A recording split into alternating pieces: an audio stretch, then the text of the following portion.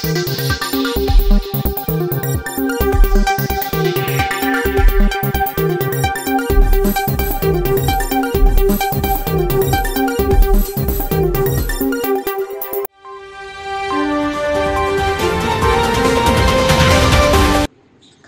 तालुक्यातील आटपाडी मतदारसंघातून खासदार संजय काकांना जिल्ह्यातून सर्वात जास्त लीड मिळण्याची तयारी सुरू झाली आहे।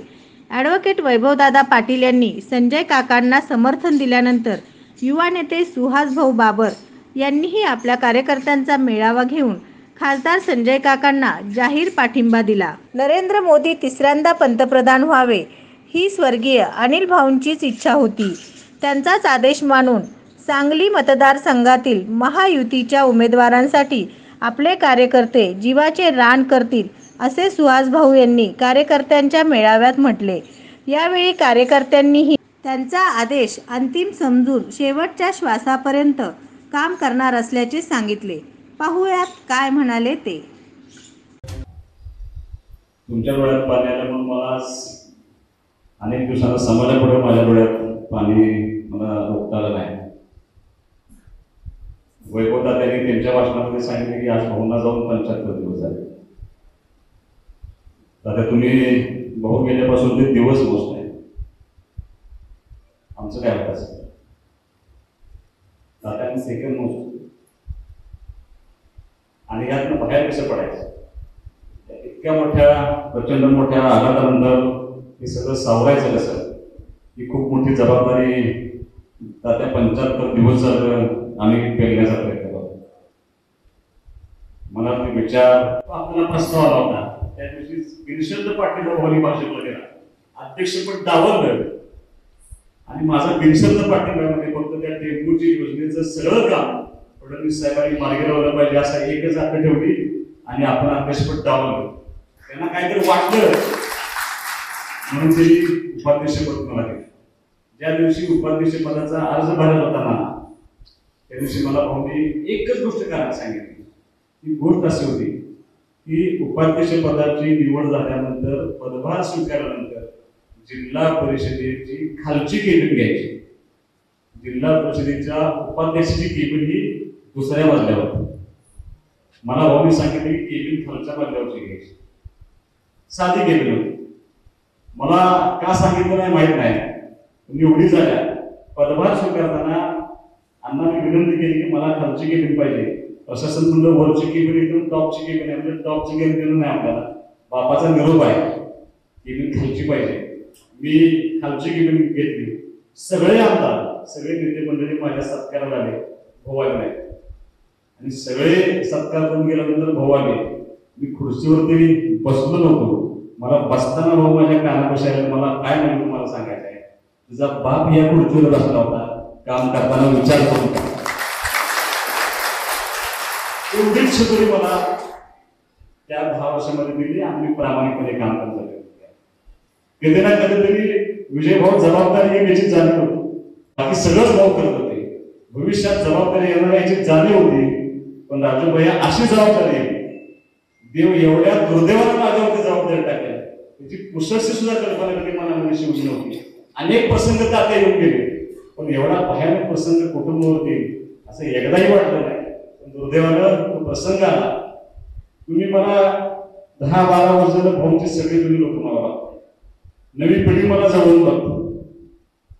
माझ्या आईचं निधन होण्यापूर्वीचा सुहास बाबर आणि आईचं निधन झाल्यानंतर सुहास बाबर ह्यामध्ये जमीन आसमान कदाचित तुम्ही मला असं कसं बोलतोय, तर आई गेल्यानंतर 1.5 वर्षामध्ये मी बाहेर आलो।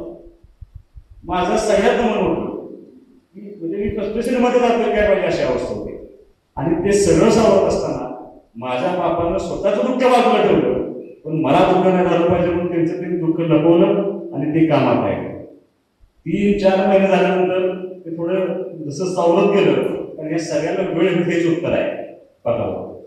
आणि मला आणि दादा भाऊनी बोलवून घेतलं 4 महिने झाल्यानंतर। नंदू काका बोलवून घेऊन काय सांगावं बाबाला, मी हे भाऊंच्या वाढदिवसाच्या भाषणामध्ये पण सांगितलं। दोघं भाऊंना दादांना मला बोलवून घेतलं भाऊ आणि एकच सांगितलं की बाबा माझ्या मनामध्ये खंत आहे, समाजकार्य लोकांसाठी करता करता मी कुटुंबात कधी बघितलंच नाही. माझ्या बायकोला काय आहे काय नाही ना, कधी आयुष्यात पिक्चर बघितला ना, नाटक बघितलं, हॉटेलमध्ये गेलो नाही, फिरायला गेलो नाही, देवाला गेलो नाही, कधी गेलो असतो तर दवाखान्यातच गेलो असतो. आणि तिच्या शेवटच्या काळात तिला वेळेत दवाखान्यात नेऊ शकलो नाही, त्याची खंत माझ्या मनामध्ये लागून राहिली. आता तीच गेली, त्यामुळं इथून पुढं दोघांना मला बोलून सांगितलं की माझ्याकडून कुटुंबात काहीतरी मी करेन आणि मी तुम्हाला कुठं मदत करेन ही भूमिका ठेवू नका. जेवढं देवानं मला माझं आयुष्य दिले ते सगळं आयुष्य मी आता लोकांसाठी वाहून घ्यायचा निर्णय घेतलाय. आणि समर्पित भावनेनं भाऊ गेल्या 1.5 वर्षामध्ये म्हणजे मला एवढं आठवतंय, एवढं प्रचंड भाऊ या 1.5 वर्षामध्ये कधीच करत नाही. प्रचंड काम करण्याची प्रामाणिक ज्या योजनेचा जन्म घातला त्या योजनेचा शेवट करायचा या एका भूमिकेतून तरी हयात कसलीही तब्येतीची काळजी केली नाही. 6वा टप्पा लिंबूचा मंजूर करून त्याचं टेंडर झालं पाहिजे यासाठी प्रचंड कष्ट घेतलं, प्रचंड प्रयत्न केले. अगदी ज्या दिवशी आजारीच पडले, आजारी सुद्धा आप्पा कधी पडले, दवाखान्यात सुद्धा कधी गेले, तेव्हा शरीरानं सांगितलं की आता मला फिरत नाही, तोपर्यंत अंगावरती ओढत गेलं. आणि शरीर जेव्हा सगळं सांगतो आता आम्ही काय करू शकत नाही, तेव्हा भाऊ ना आम्हाला दवाखान्यात नेलं. स्ट्रेचर वरती असताना अनिल भाऊ कलेक्टर साहेबांना काम सांगत होते. शेवटच्या क्षणाला सुद्धा जो माणूस काम सांगत होता, शेवटी कलेक्टर साहेब म्हणले आप ऍडमिट हो जाइए, मैं देखता हूं क्या करना है. ऍडमिट झाले, तिथं कळलं की निमोनिया झाला. शहाजी साक्षीदार आहे, आयसीयूत असताना टेंबूच्या ठिकाणी फोन लावून होते, कसं पाणी सोडणार आहे, कधी पाणी सोडणार आहे, पाणी सोडा, मला प्लॅनिंग करून सांगा. आणि सकाळ उजडणार नाही नाना, तिथे जाणून त्यांनाही नव्हती आणि आम्हालाही नव्हती. पहाटे 5 नंतर काय माझी आई आणि भाऊ दोघंही 3 नंतर कोल्हापूर तब्येत बिघडत गेली आणि मी त्याचा साक्षीदार मी आयसीयू दोघांनी बघितले. तुम्ही मला बरेच जण म्हणतात झोप झाली नाही का, झोप झाली नाही, लागतच नाही. काय करणार मी ऐकलं नाही. सतत डोळ्यासमोर त्या दोघांच्या शेवटच्या घटनेचे चेहरे माझ्यासमोर असतात. ना घरात बघता येते ना तुमच्या समोर बघता येते. हे सगळं करत असताना हे सगळं पाठवते टाकून घेऊन फक्त आम्ही लोकांनी शिकवून दिल्या म्हणून ह्यातून बाहेर पडलोय. आई गेली खसतो पण बाप गेल्यानंतर जबाबदारीची जाणीव झाली. ती जबाबदारी फक्त माझ्या समोर बसली. ती जबाबदारी माझी अनिल भाऊंचा मतदारसंघ आहे, ती सांभाळण्याची भूमिका आम्ही घेतली. त्यात कुठे कमी पडणार नाही म्हणून तुम्हाला मी अभिवचन या निमित्तानं मुद्दाम केला. तुमचा आभार कशासाठी म्हणायचा. शेवटी असं आहे 40-50 वर्ष आम्ही भाऊच्या खांद्याला खांदा लावून आज विजय भाऊ, तुम्ही राजाभाऊ आहेत, गणपतराव आहेत, बाळूबाबा आहेत, सगळी मंडळी सदाप्पा आहेत, सगळी या ठिकाणी बसली. त्यांनी खस्ता खाल्ली ती पार्टी उभा करायला. माझ्यापेक्षा काही पटीने कष्ट या लोकांनी जास्त केले. कदाचित माझा त्यात हातभार सुद्धा कमी असेल. काय जे माझं कष्ट असतं ते 2012 नंतर मी ते पण 50 सेंटर निवडून आल्यानंतर मी थोडंफार कष्ट केलं असतं. पण समोर बसलेली अनेक ज्येष्ठ मंडळी, समोर बसलेली अनेक सगळी युवक मंडळी, या सगळ्यांच्या कष्टातनं अनिल भाऊंची पार्टी उभा आहे. मी तसा नौखा आहे. 10 वर्ष जरी काम केलं तरी तुमच्यासाठी नेत्याचा मुलगा म्हणून ऐकता आलेला अशी भूमिका जरी तुमची असली, पण तुम्ही सर्वांनी अनिल भाऊंच्या पश्चात एका मुखानं मला स्वीकारले, याच्याबद्दल तुमचं मी आयुष्यभर ऋणी राहील. त्यात मी कुठेही कमी पडणार नाही. फक्त मी तुम्हाला एवढंच सांगेन, तुम्ही मला स्वीकारले. आज विजय भाऊंसारखा ज्येष्ठ माणूस जरी भाऊंच्या बरोबर गाडीत हयात लागले, तिने जिल्हा परिषद मध्ये काम केले. अनेक लोक असे आहेत सगळे समोर बसलेले. अनिल भाऊंच्या वाईट काळात चांगल्या काळात त्यांनी खांद्याला खांदा लावून काम केलं. त्या सगळ्या लोकांनी मला स्वीकारले. मी तुम्हाला विजय भाऊ एवढंच अभिवचन देतो, अनिल भाऊंचा मी वारसा सांगेन, तो घराण्याचा नाही, तो कर्तृत्वाचा वारसा मी करू लागलो. त्या कुठेही कमी पडणार नाही एवढी तुम्हाला मी अभिवचन या ठिकाणी. आता अनेक लोकांनी मला व्यक्त केलं, तुम्हाला बोलवायचं कारणच मुळात आहे. वयाला मोठा आहे, बापू तिथे बसतो, शरद काका आणि हेमंतांना स्वागत करतात. या सगळ्या लोकांनी त्यांचं सगळं ज्येष्ठत्व बाजूला ठेवले आमच्या सगळ्यांच्यासाठी, माझ्या कुटुंबासाठी. पण मी सुद्धा तेवढा मोठा नाही की मी तुम्हाला काही निर्णय सांगायला पाहिजे. पण मला असं वाटतं की आपण सर्वांनी एकत्र येऊन शेवटी तुमच्या मनामध्ये ज्या खतखत आहेत त्या खतखत इथे बोलल्या गेल्या पाहिजे, लोकांच्या समोर सांगल्या पाहिजे. आप्पा तुम्हाला काही तिथे पोचवण्यासाठी आम्ही बोललो, तुम्ही काम करताय. आणि मला असं वाटतं राजकारणामध्ये काम करत असलेल्या माणसाला खरं माहिती असतं. गोडगोड बोलून खोटं बोलून प्रत्येकाला वेगळं सांगत गेलो तर माणसाचं नुकसान होतं. म्हणून तुम्हाला आम्ही आज या ठिकाणी बोललो होतो. तुमच्या मनात एक खतखत मांडली, तुमचे विचार मांडले, काय वाटतं हे सांगितलं. आणि मला असं वाटतंय की तुमचं हे सगळं दुखणं जे आहे ते सगळं दुखणं फक्त आमच्यासाठी आहे. भाऊंच्या कुटुंबावरती अन्याय होतोय, भाऊंच्या कुटुंबाला त्रास होतोय, भाऊंना त्रास होतोय, याचा त्रास तुम्हाला होतो. लक्षात त्याची जाणीव मला झाली तुमच्या बोलण्यात. मी बघितलं मग थोडा टाळ्या वाजत नाही, पण उलट बोललं की नाही टाळ्या वाजतात. याचा अर्थ मला समजून घेतला पाहिजे, हे सगळं समजलं पाहिजे आणि एकत्रित येऊन आपण निर्णय केला पाहिजे. म्हणून आपण सगळ्यांनी दृष्टीने ही एकत्र मीटिंग करावी. अगदी प्रमुख लोकांना आपण बोलवलं, मेळावा घ्यायचा असेल त्याला आपण सगळ्यांनाच बोलू, पण तुम्ही सगळे आला. आणि मला असं वाटतं, मी तुम्हाला दादाला त्याच्या भाषणामध्ये सांगितलं, पण मी तुम्हाला अनिल भाऊंचा शेवटी असा आहे त्यांचा मुलगा म्हणून तुम्हाला सांगतो, मी मला स्वीकारले म्हणून तुम्हाला सांगतो की त्यांनी जो निरोप दिलाय तोच तुम्हाला निरोप द्यायला निघाला. मी काय माझ्या मनानं आणि तुमच्या अप्रोच तुमच्या संमतीशिवाय मी निर्णय देणार नाही. पण अनेक वक्त्यांनी सांगितलं, फिरोजभाईंनी पण सांगितलं, त्यांच्या वाढदिवसाच्या भाषणाला कदाचित त्यांच्या शेवटचा कार्यक्रम का कुणास ठाऊक, पण अचानक एवढा मोठा वाढदिवस साजरा झाला. ध्यानीमध्ये नसताना लोक आले, खूप मोठा इतकं भाऊ खुश होते त्या दिवशी. त्यांना गुडघे एवढे दुखत होते, प्रचंड त्रास त्यांनी बाजूला ठेवला आणि त्या लोकांच्या ते वाहून घेतल्यासारखं त्यांनी वाहून घेतलं. आणि त्या भाषणामध्ये लोकसभेच्या निवडणुकीची कसलीही चर्चा नसताना भाऊंनी त्या भाषणामध्ये सांगितलं की आपल्याला नरेंद्र मोदींचे हात बळकट करायचे आहेत, खालचा उमेदवार कोणी बघायची आवश्यकता नाही. नरेंद्र मोदींसाठी आपल्याला महायुतीचं काम करावं लागेल. हा पहिला निरोप भाऊंचा आहे. आणि दुसरा निरोप कदाचित तुमच्यापर्यंत नसेल, पण त्याची साक्षीदार आम्ही मंडळी काय आहे. भाऊंचं गुडघ्याचं ऑपरेशन खूप महत्वाचा विषय होता, पण ते टाळत गेले. नवीन टेक्नॉलॉजी आली होती, त्या लेझरनं ते दुखणं थोडंसं बंद केलं जातं. ते बंद का केलं जातं, का करायचं जातं ते पण तुम्हाला मी सांगणार आहे. पण महायुतीचा सांगलीमध्ये एक मेळावा होता आणि भाऊंच्या गुडघ्यावरती ते ट्रीटमेंट केली आणि डॉक्टरने सांगितले की आता कुठं जाऊ नका, थेट घरी जाऊन विश्रांती करा. हो हो हो म्हणजे गाडीत बसले आणि त्या महायुतीच्या मेळाव्यात गेले. आणि त्या मेळाव्यात भाऊंनी जाहीरपणे सांगितले की मी आणि माझा मतदारसंघ हा ठामपणे महायुतीच्या उमेदवाराच्या मागे उभा आहे, तर कुठेही अडचण येणार नाही. हा भाऊंचा दुसरा निरोप आहे. आणि तिसरा निरोप तुम्हाला एवढंच सांगतो की तुम्ही कुणाचे कार्यकर्ते आहात, तुम्ही कुणाचं नेतृत्व स्वीकारलं. ज्या माणसानं कधीही तत्वाशी तडजोड केली नाही, कधीही अंतर्भागात म्हणजे वर सांगायचं एकाला खाली सांगायचं वेगळं असं कधी ज्या माणसाने केलं नाही. अनिल भाऊंना गुडघ्याचं नी रिप्लेसमेंटचे ऑपरेशन सांगितलं होतं. भाऊ टाळायचे करून टाकायचं.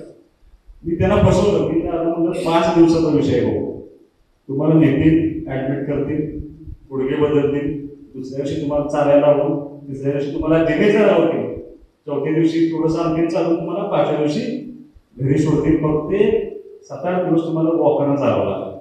तयार झाले आणि आम्ही दोघं बाहेर गेलो, त्यांनी डॉक्टरला फोन लावला की खरं काय किती दिवस लागतात. त्यांनी सांगितलं 2 महिने लागले. आणि भाऊ मी ऑपरेशन कॅन्सल केलं आणि कशाला असं करताय. मला त्यांनी सांगितलं आप्पा बघा म्हणजे तुमच्या मनाला सुद्धा काहीतरी त्याची वाटत असं मला वाटतं. मला म्हणणे लोकसभेचं निवडणूक झाले की आपण ऑपरेशन करू. म्हणजे लोकसभेच्या निवडणुकीचं तुमच्या ऑपरेशनचा काय संबंध आहे. मला म्हणले मी जर ऑपरेशन केलं आणि मी जर घरात बसलो तर ह्यानं मुद्दाम ऑपरेशन केलं घरात बसलाय हा आरोप अनिल बाबांवरती होईल. आपल्याला आरोप नको आहे. एका कारणासाठी आपण ऑपरेशन केलं. म्हणजे दुर्दैव असं आहे की आमच्या कार्यकर्त्यांची खंत आहे का आमच्या कार्यकर्त्यांची खंत असू नये. हे सगळं तुमच्यासाठीच चाललंय, तुमच्यासाठीच आम्ही केलं. हा अनिल भाऊंचा निरोप आहे. आणि ह्याच्यापेक्षा पुढे तुम्हाला जाऊन सांगतो, ज्या वेळेला भाऊ गेले त्याला 5व्या दिवशी माझ्या गावातील सगळी लोक राजाभाऊ घरी आले. घराला गावातल्या प्रत्येक घराला बोलत होतो.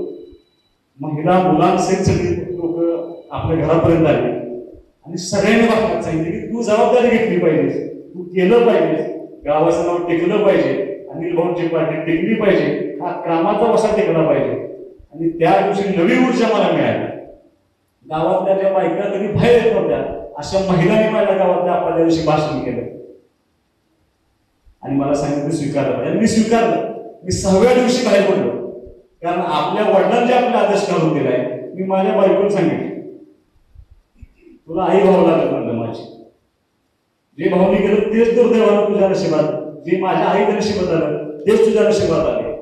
आता काय अपेक्षा करू नकोस की मी तुला बाहेर नेईन, पिक्चरला नेईन, तुला आता आयुष्यभर चहा करावा लागेल. मी तुला सांगितलं आणि तिला ते मान आम्ही ते स्वीकारलं. माहिती नसताना म्हणजे अनिल भाऊ मुंबईलाच होते म्हणून मी जात नव्हतो मंगळवारला. मला मुंबईतली फारशी माहिती नव्हती. शहाजी आणि संजयराव ही 2 माणसं असे की आमच्यापेक्षा काही पटीनं त्यांचा सहवास अनिल भाऊंच्यावर जास्त होता. आमच्यापेक्षा काही पटीनं त्यांचं प्रेम जास्त. संजयराव म्हणजे दुसरी बायको म्हणलं तर काय वावड होणार.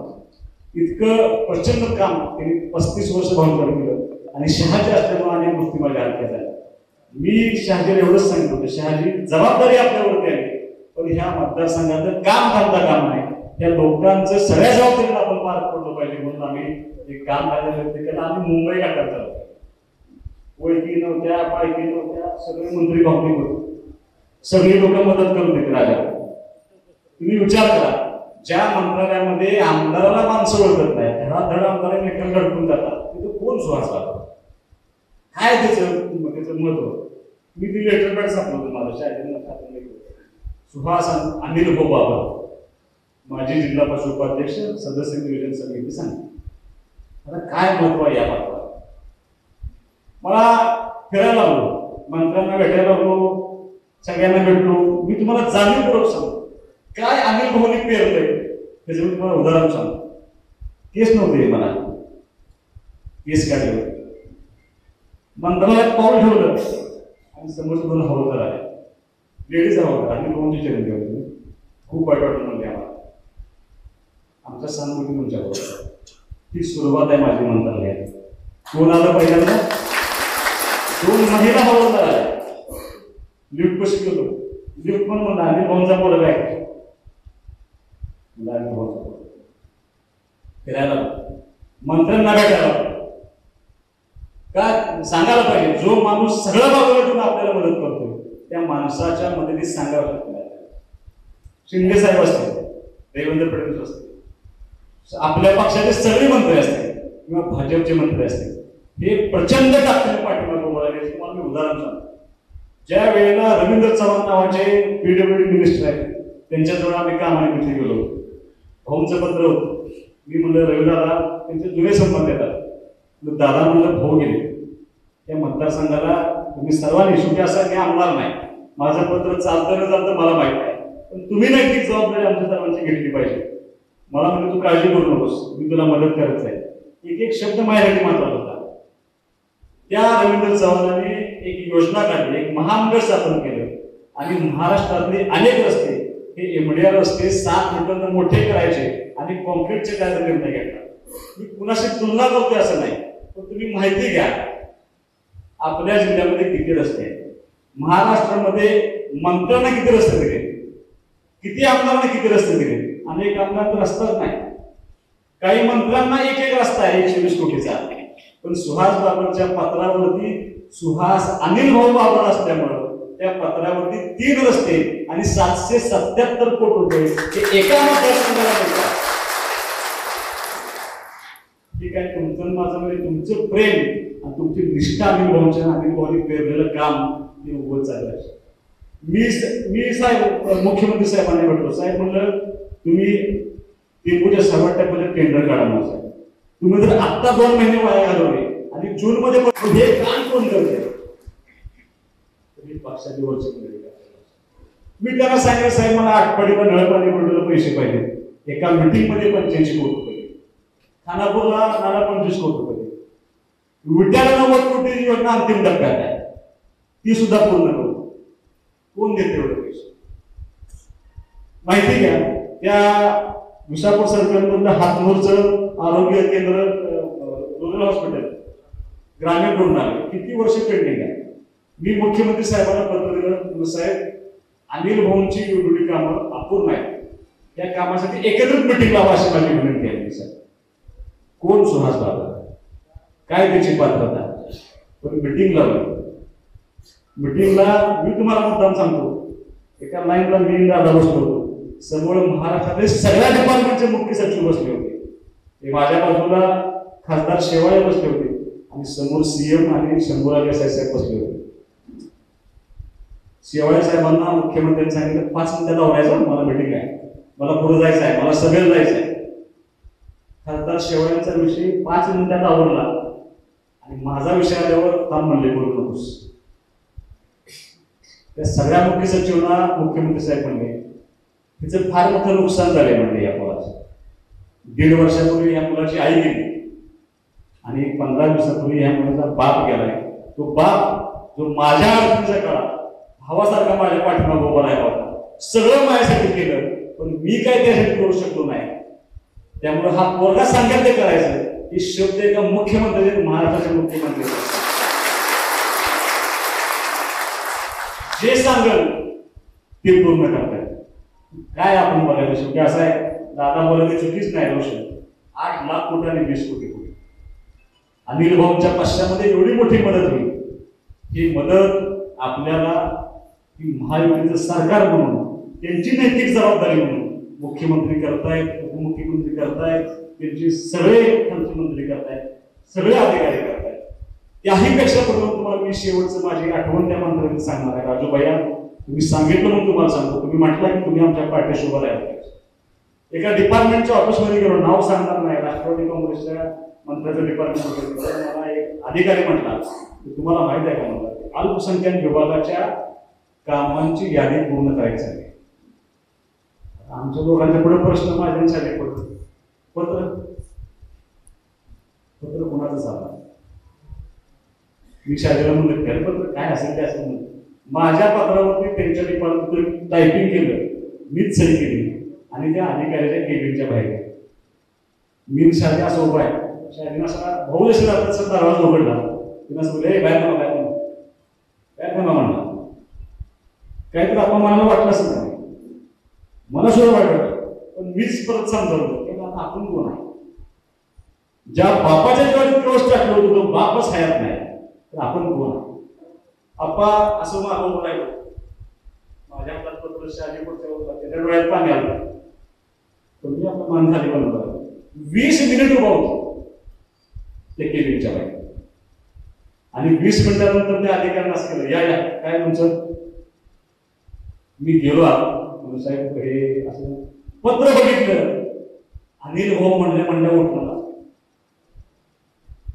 मला सेकंड केला, त्याचे डोळे पाणावले आणि त्यानं सांगितलं की साहेब म्हणलं मी गिरसच आहे म्हणजे. आणि अनिल भाऊ ज्या वेळेला डिस्ट्रिक्ट बँकेला संचालक होते, त्याला माझ्यावर मॅनेजर होते, माझा बाप तुमच्या बापाचा काय नव्हता आणि मी त्यांना लहानपणापासून बघत आलो.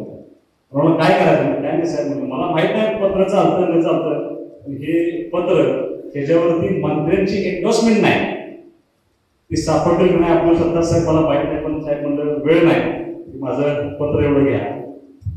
काय म्हणावं अधिकारी, मला एक होतं का मी एक म्हणलं. त्यानं माझ्या पत्राची पण सगळ्या कामाला घेतली आणि भाऊंची पण जुनी पत्र काढून सगळ्याच कामाला मंजुरी दिली. ही अनिल भाऊनी केलेली. त्यामुळे मला असं वाटतंय तुमच्या मनात एक मी सगळ्यांनी मला तुमच्या बोलून दाखवले. एवढं सगळं असताना तुम्हाला कुठल्या खासदाराची आवश्यकता नाही. काय करायचं आहे आपल्याला, 2 गोष्टी फक्त जाणून ठेवायची. एक, अनिल भाऊंची शिकवण स्पष्टपणे आपल्याला सांगितले, एखाद्या गोष्टीचा निर्णय घेतला प्रामाणिक करायची, त्याला कसलीही किंमत बदलला तर चालेल. 2014 साली अनिल भाऊंनी प्रतीक पाटलांचा काम करायला निर्णय घेतला होता. जग दुनिया उलटी होती, प्रसंगी सगळं द्यायला आपल्याला भोगायला लागलं, पण आपण एक काम प्रामाणिकपणे पार केलं. परत संजय काकांचा काम करायला निर्णय घेतला, ते सुद्धा आपण प्रामाणिकपणे काम करायला नाही.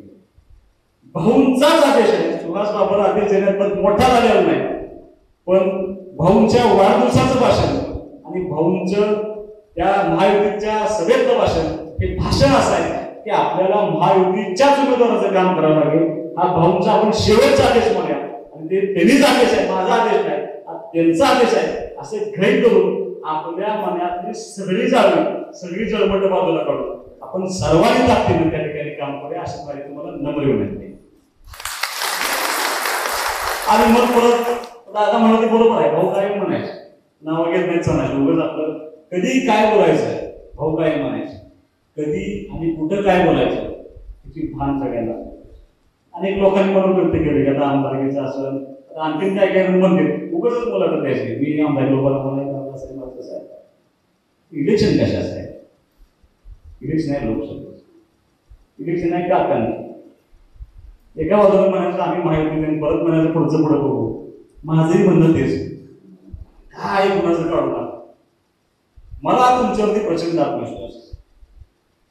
उगाच कोणतं तासगाव मला अमुक आमदार होणार आहे, त्यांचं कशात काय असेल आपण कशात त्यांचा विचार करत बसायचा. आपण समर्थ आहे ना, आणि माझा तुमच्यावरती विश्वास आहे. आणि सरळ बाजूला ठेवून तुम्हाला सांगतो मी आयऱ्या गेल्याचा फरक आहे आणि अनिल बाबराचा फरक आहे. तो बरोबर येऊ दे, बरोबर न येऊ दे, तुम्हाला सगळ्याला बरोबर घेऊन त्यांचा शेवटचा आदेश असा पाळणार आहे ना, शेवटचे शब्द पाळायचे आहेत, 34 परत द्यायला तुम्हाला फाटे राहत नाही. त्यामुळे त्यांनी काय गोष्टी म्हणायचं आहे, त्यांनी आपल्याला अभिवचन द्यायचं आहे, त्यांनी स्टेटमेंट म्हणायचं की तुमच्यापर्यंत राहावा नाही तर न राहावा. माझ्या वडिलांनी शिकवलं, त्यांनी सुद्धा काकांना पाठिंबा देताना असंच सांगितलं, माझं काम करा करा तुमच्यावर अवलंबून नाही. मला सुद्धा असं वाटतं कदाचित लांब तुम्ही मोठा क्लास घेईल, पण मला तुमच्यावर विश्वास आहे ना. 45 वर्ष सलग 10 वर्ष आमदारकी नसताना जो माणूस अनिल भाऊच्या बाजूला सरकत नाही, तो माणूस या आयऱ्याला कशाला विचारतो? कुणाचाही विचार करायचा नाही. आपल्याला ज्या शिकवणीत अनिल भाऊ शिकवले त्याच पटीमध्ये आपल्याला काम करावं लागेल अशी माझी नम्र विनंती आहे. मी तुम्हाला जाणीवपूर्वक सांगतो की शेवटी हे सगळे आपण जे काम करणार आहे या सगळ्या कामांची पोच वरती होणार आहे, वरतीचं मूल्यमापन होणार आहे आणि भविष्यातलं काम हे सगळ्यांनी करणार आहे. आपल्याला शासन मदत करतंय, मुख्यमंत्री उपमुख्यमंत्री मदत करतायत, सगळे मंत्री मदत करतायत. या सगळ्या मंत्र्यांच्या पुढे बाकी कोणाचे तरी खासदार म्हणणं आमदार म्हणणं आपल्याला महत्वाचं नाही, पण आपल्याला अनिल भाऊंचं शेवटचं स्वप्न असतं टेंबू योजनेचा 6वा टप्पा हा त्यांच्या पश्चात पूर्ण होतोय आणि आपण तुम्ही आम्ही सगळे मिळून पूर्ण करतोय. एवढंच त्यांना भावना खऱ्या अर्थाने श्रद्धांजली राहील आणि ते होण्यासाठी आपल्याला भाजप सेना युतीचा आपल्याला खासदार करावं लागेल आणि त्यांच्या पाठीमागे पूर्ण ताकदीने उभं राहावं लागेल. मला असं वाटतंय की तुम्हाला मंजूर आहे का मी तुम्हाला सांगतो तेवढं फक्त हात एकदा वर करून सांगा. तुमच्या मनात सगळं बाजूला काढ, कोण काय सांगते एवढं वेचेचं आपण नाश करणार.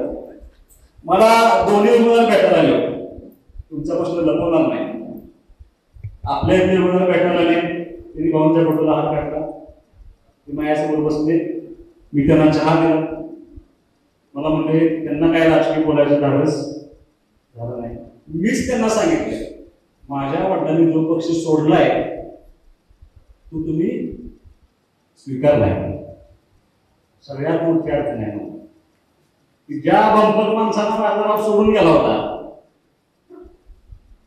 त्या माणसाला तुम्ही स्वीकारले आणि ह्याच माणसाने ते मोजीन भाऊची कामं आडवली होती. ह्याच माणसाने त्याला भाऊला मंत्रिपद फायनल झालं होतं त्याला ह्या माकडाने भाऊचं पंतप्रधान नाकारलं. त्या पक्षाचं काम मी करू शकत नाही, मला क्षमा करा. त्यांना बोलता नाही लागला.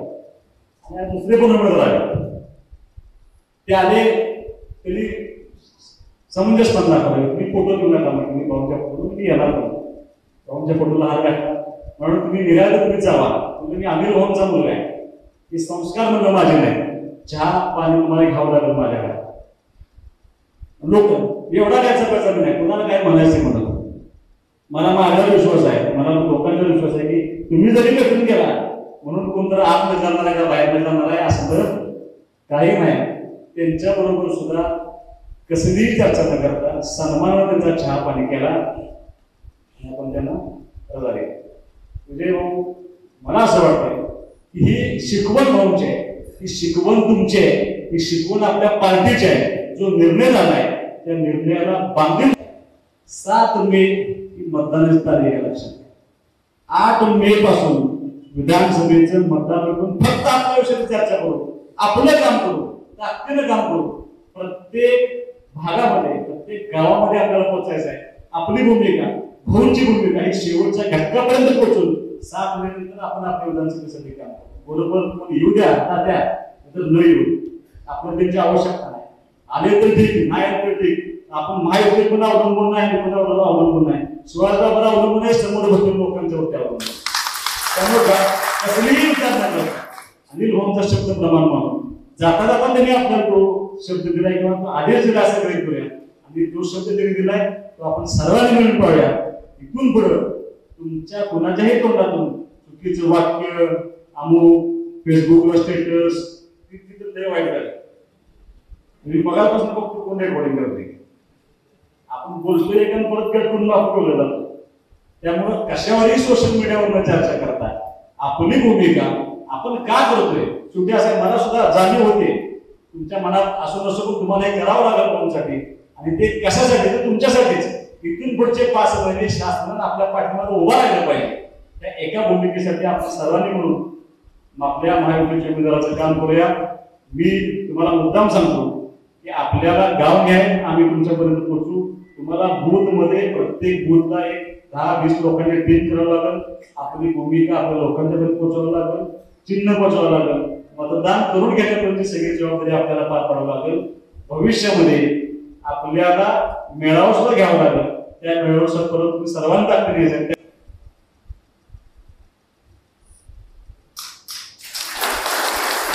काय काय काय तुम्ही सांगालच कोणी मी एवढी तक्रार करते,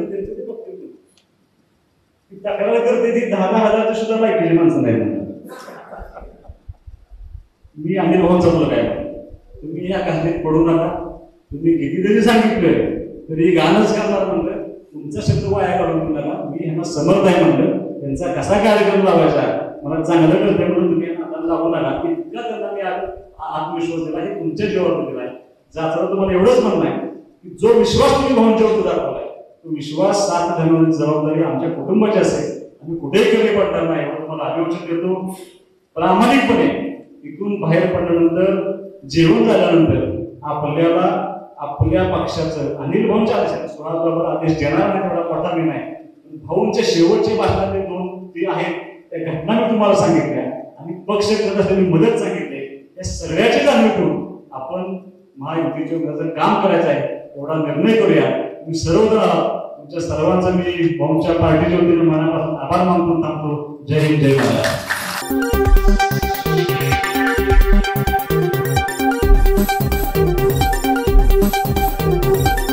तारळेकर बंधू यांचे एकमेव रॉयल प्लॅटिनमने सन्मानित केलेले सिद्धी व्हील्स मारुती शोरूम मध्ये, जिथे मिळणार आहे Celerio, WagonR, Alto K10, Espresso हजर स्टॉक मध्ये. तसेच सरकारी कर्मचाऱ्यांना ऑन रोड 100% कर्ज आणि शेतकरी बंधूंना 6 व वार्षिक हप्त्याची सोय. तारळेकर बंधू विटा यांचे सिद्धी व्हील्स, मिरज सांगली रोड, मिरज. संपर्क 9172 21 22 23. तासगाव आउटलेट, शेतकरी मार्केट जवळ तासगाव. Jat outlet, Jat Sangli road, Jat. तसेच आपल्याकडे ट्रू व्हॅल्यू, मारुती और नॉन मारुती सेल्स आणि परचेसची facility Meera housing society, Madhavnagar road, Sangli इथे उपलब्ध आहे. राष्ट्रातील सर्वात मोठा प्लॉटिंग प्रोजेक्ट असलेल्या जगवार सिटीमुळे आटपाडीच्या शहरीकरण आणि आधुनिकीकरणाला निश्चितच हातभार लागेल. नाविन्यपूर्ण रचना हे जगवार सिटीचं बलस्थान आहे. आधुनिक, अभिरुची संपन्न जीवनशैलीचा सुखद अनुभव देऊ करणाऱ्या जगवार सिटीमध्ये आजच आपला प्लॉट बुक करा.